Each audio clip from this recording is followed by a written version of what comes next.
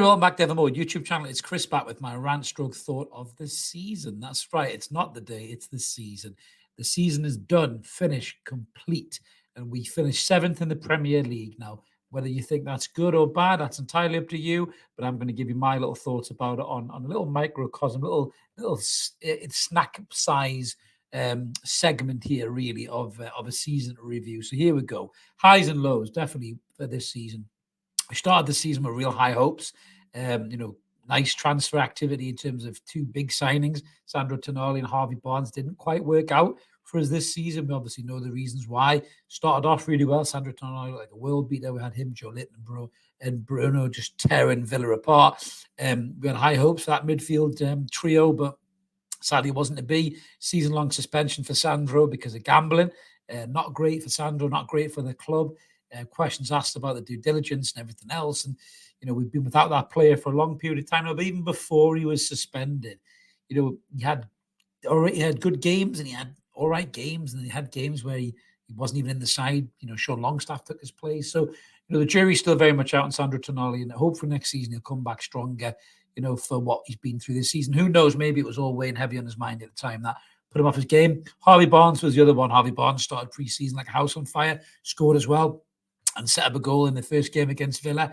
And then he went out injured with this dodgy toe, and he's missed massive chunks of the season. He still managed to get about 5 goals, I think, Harvey Barnes. So we've seen glimpses of Harvey Barnes, but not enough. And next season, again, it's a huge season for Harvey Barnes as well as Sandro. So that'll be interesting to see. Tino Livramento, again, he really came to fruition very much thanks to the holes at left back with Dan Burn being skinned by wingers and Trippier just starting the season well and tailing off for whatever reason that may be, injuries for the time, heads being turned, personal problems, whatever it may be. We saw two very different contrasting Kieran Trippiers this season.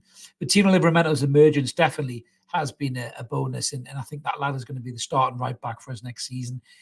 Lewis Hall coming through as well. We all wonder what the hell was going on with him. He was like the missing man, and then eventually he did, start to come on and show us how good he can be. Towards the end of the season, he looked like a real proper £28 million left back as well. So that was really good from the summer transfer signings. But the season itself, we had high expectations of the Champions League, first time in 20 odd years. Of course, we drew the group of death, with Borussia Dortmund, Paris Saint-Germain, AC Milan. Great places to go to for away traveling fans, and by God, the Geordies made good use of that as well, drinking plenty of beer in all those major cities as well. But we held our own in that competition. There's no doubt about it. The fans were trying to mock us, saying, "Well, we're going to get battered," and then they were laughing when we were out first. But we were only read out because of a dodgy handball in the Parc des Princes where we shouldn't have been put out. Really, Louis Miley again coming of age in that game, 17 years old. Marking Mbappe out of a game, just incredible to see for this season. There's been so many permutations and mitigations, but to see players like Louis Miley step out of the youth ranks into the first team so seamlessly has been a huge benefit as well. But, the result of the season really has to be battering Paris Saint-Germain 4-1 at St. James's Park. What a game that was. That'll live in the memory for a long, long time. Again, some of the fan base is mocking you, but mock us when you've been there yourselves. As Newcastle fans, I'm of an age where I remember beating Barcelona 3-2, beating Manchester United 5-0, and those results stick with you for generations. But this season, we've had so many big moments. The season feels like it's gone on forever, in terms of the Paris Saint-Germain game seems a million years ago, beating Sheffield United 8-0, beating Spurs 4-0, beating the Mackhams in the Cup as well. It's always sweet when you beat your rivals in a season as well. And that really helped, I think, reignite the desire for the lads to finish as high up as they could, in the Premier League. But it has really been a season of what ifs, I would say. From the what if we didn't have so many injuries. Now, the injuries is a real problem, not just for Newcastle, but I think all Premier League clubs at the minute.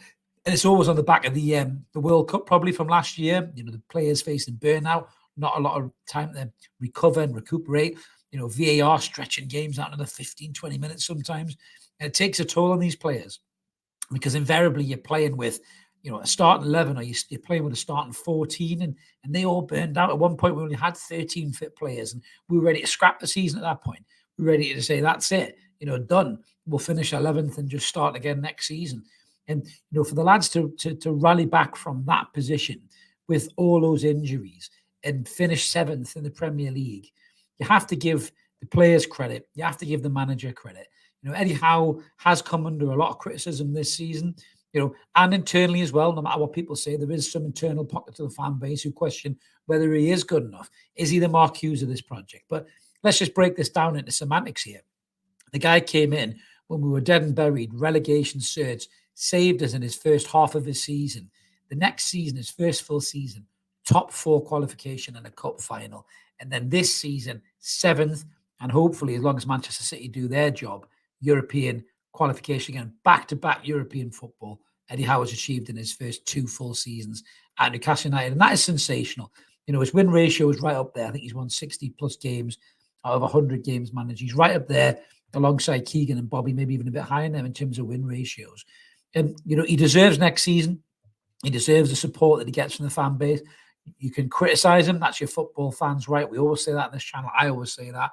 No manager's above criticism, and Eddie Howe knows that. But he's a young manager, and I think he's learned a lot from this season. He has made some mistakes this season. I think the reason that Newcastle United have finished in 7th and not in 6th or 5th or even pushed Villa for 4th, massive credit to Villa for that. At the opening day of the season, everyone was giving Villa the props of being top 4, and then they did finish top 4. But in that first game of the season, you thought we would have been top 4 the way we battered Aston Villa. A team that started 5-1 down and then ended 5-0 down, finished top 4. Go figure.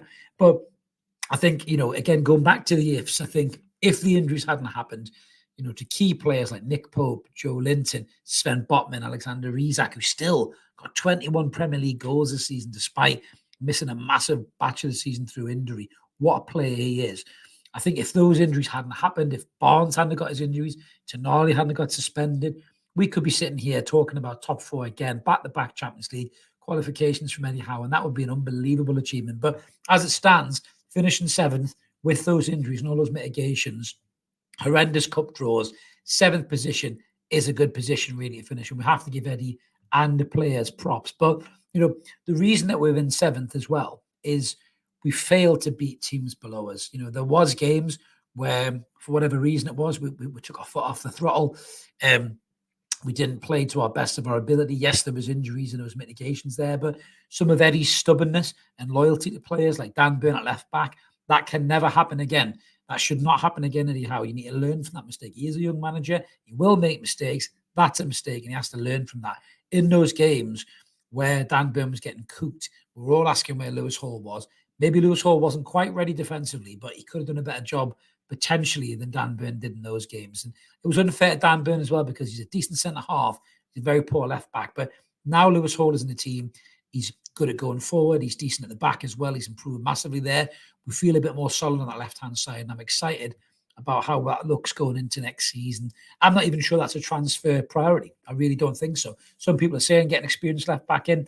I don't think we will. I think, you look at the centre-halves, I think we're going to do some business very early. I think the likes of Tossin and Lloyd Kelly are probably going to come in and freeze, and they're really good signings, both kind of mid-20s, Premier League experience, can play centre-half or full-back. They will really help fatten out the squad depth and quality, because that's what's cost us really in the end here. I think top 6 definitely, if not top 4. It's just a lack of depth in the squad. And it's been apparent this season, a lot of people said that the summer transfer window just wasn't strong enough. It just wasn't strong enough.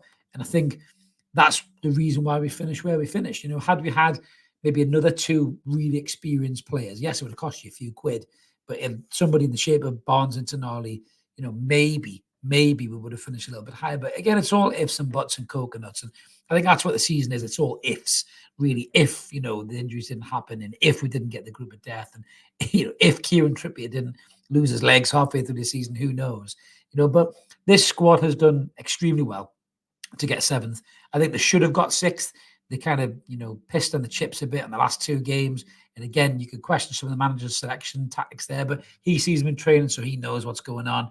But not playing Pope and Joe Linton those last 2 games maybe cost us 6th place. But listen, Chelsea did well to get back into it and finish 6th. Manchester United have been atrocious and they don't deserve European football. Hopefully they lose the cup final and they won't get European football, which is exactly what they deserve, nothing. But I'm excited about what the summer can hold for the football club. I think we are going to spend in this summer market. I think we are going to address some of the holes in this squad. I think there will be some quality brought in above the likes of Bruno, who's been sensational this season, and Alexander Isak. And regardless of all the shithouse mainstream media press trying to sell them, these 2 are what we're going to build this side around. And Sven Botman when he's fit. and back, with a strong keeper as well, be it Nick Pope or somebody else, who knows. But the spine of this team is strong. The manager has a good ethos. Yes, he makes the odd mistake here and there, but generally his style of play, his intensity, his focus, that is a great way to play football, and it's working for Newcastle United. You can't deny it. Surviving relegation, fourth then seventh, that's progress, and you can't deny that. He has made progress in this squad. He's not everybody's cup of tea, as I say, but no manager is. But you have to say he's done a very good job thus far with this squad. But he does need to learn lessons. I think there's some familiar faces who have done really well for this football club in that short, successful period under Eddie Howe that maybe need to move on. And I think we'll sharp see them move on in the summer. And I would be shocked if they don't move on. If we hold on to those players, it's sentimental value over quality, and I think it will harm the squad. But I'm very excited to see how the squad reshapes over the summer. Mark and I are going to be all over that in terms of rumour has it videos and everything else as well. So stay tuned to the channel for that, guys. But overall, I'm happy with seventh. I'm not ecstatic. I'd love to have got sixth, but I'm happy. I'm content with seventh position. Unlike Manchester United fan bases, I'm not a snob. I think Europa Conference is still good. It's European football. Hopefully, Man City do the job and beat Man United in the cup final, and we get that Euro Conference, football coming to St James's Park, and we get to go and play, in different stadiums all around Europe. Those 3 games a week are great training to understand how that works within your squad. And if you can win that competition, maybe like West Ham did, you can push on into the Europa League, maybe try and push in the top 4 next season with a few good signings under the books. And we'll have to wait and see what happens. But it has been a crazy season, really, when you think about the injuries and suspensions. We've had a director of football throw his toys out the pram and say he wants to leave to a dumpster fire. He's still clipping his petunias in the garden, as far as I'm aware, in that regard. So we have had a bit of upheaval on the pitch and off the pitch, but all throughout, Eddie Howe has remained this staunch figure of consistency, eloquence, articulation, and somebody you look at as a manager and you go, the guy knows what he's doing. He's a good example of how a manager should carry things. He's never moaned about injuries, never moaned about referees. He's kept his cool. He's kept his kind of class. And that's one of the best things about Eddie Howe. He doesn't lose his marbles.